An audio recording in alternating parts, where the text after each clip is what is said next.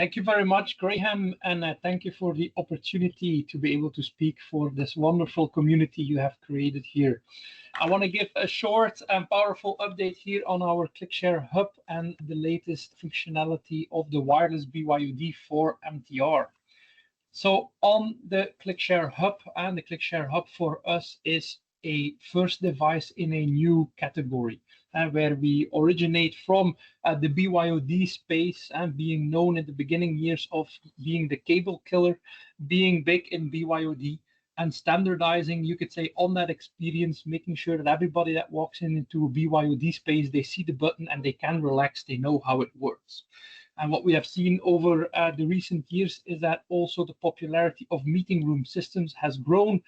MTR did a great job as well, standardizing practices in the meeting room systems. And so it made a lot of sense for us as Barco to also extend the ClickShare portfolio into the meeting room space at that moment. But then the question comes, why are you doing it? What are you going to give special in that MTR space that other people are not doing yet?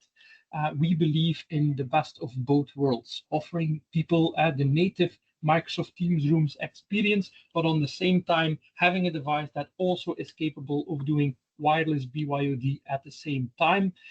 Knowing that we have launched the unit, was certified end of last year, and then it was running fully as a Microsoft native Teams Rooms unit.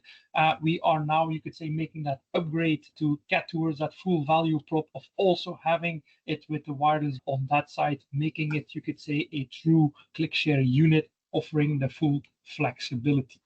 And this is why we still see the need to actually offer the combination of both, is that we see that there's a lot of standardization of meeting rooms on MTR, but on the other hand, we also see that the meeting room behavior is very flexible. People get invites from a lot of calls of partners or customers that surprise them, that they cannot see on the control panel, or that they mix up the meeting room schedule, that they end up walking into another room, and the users are not always trained to actually handle that. They are surprised and they don't know really what to do.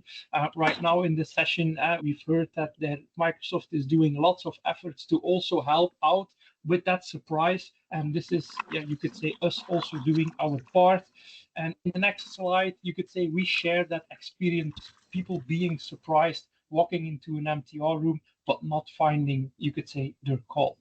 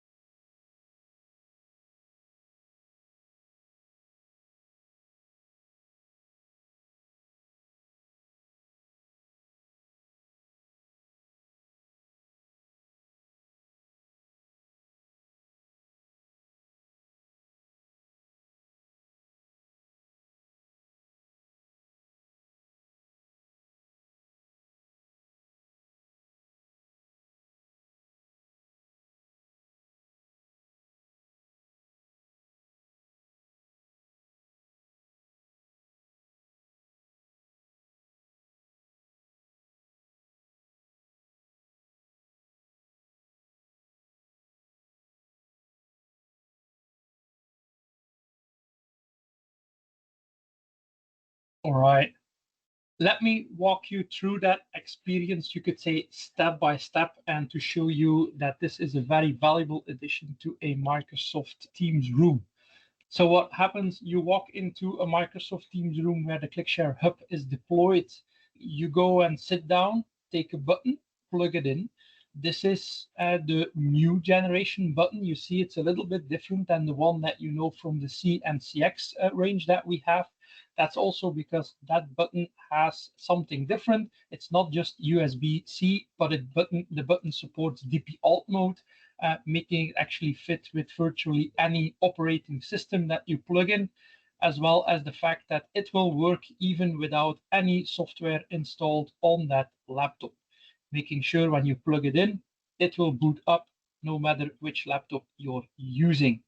And at that time, you say you're in a pretty neutral state, you can just start the MTR call by doing any join option you have, for example, clicking on the control panel. But if the user doesn't know and they start the meeting on their device, opening their call software, at that moment, the button that has exposed the speakerphone audio driver to the laptop will recognize, aha, a call has started because the audio device has been allocated, so we can actually help this user out. They didn't start the call on the MTR unit, they started it on their laptop, so let's help them out. They will show a message on the screen that suggests of pressing the button. When they press the button, at that time, the presentation, their meeting will be shown on the big screen. And when they want to also share a presentation, they can easily do that, for example, in their Zoom call. And then a small animation explaining a bit what people will see on the screen when they walk into the room is that, of course, it shows up as a regular MTR. You walk in, you plug in the button. At that time, it will load. You're in that neutral status where everything can happen. You have full flexibility where you want to go. If you then decide to start the meeting from your laptop, at that time you will open up, for example, Zoom. Even if you would open up Teams, it would behave in the same way. If people get confused and they open up Teams, same would happen. The audio driver gets locked in, and at that time you could say a pop-up will show up and it will switch. So it will switch on the big screen. Rest assured, user, we have you covered. There is no problem. If you simply press the button, we will show your meeting here, and it will give you also the BYOD controls on the touch panel. So on the big screen, you have the suggestion, simply push the button, and on the small, you get the essential controls you need to have your audio and video working fine as well.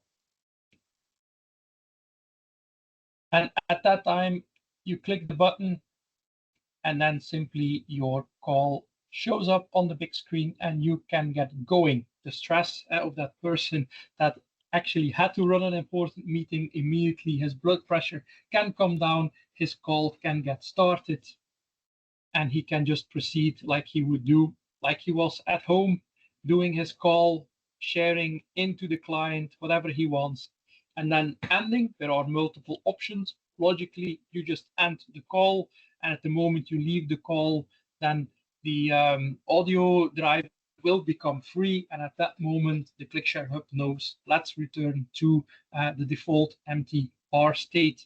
As well, there is the option, if you would want to take the call outside and take your laptop with you, keep that open, you could just give back the room as well.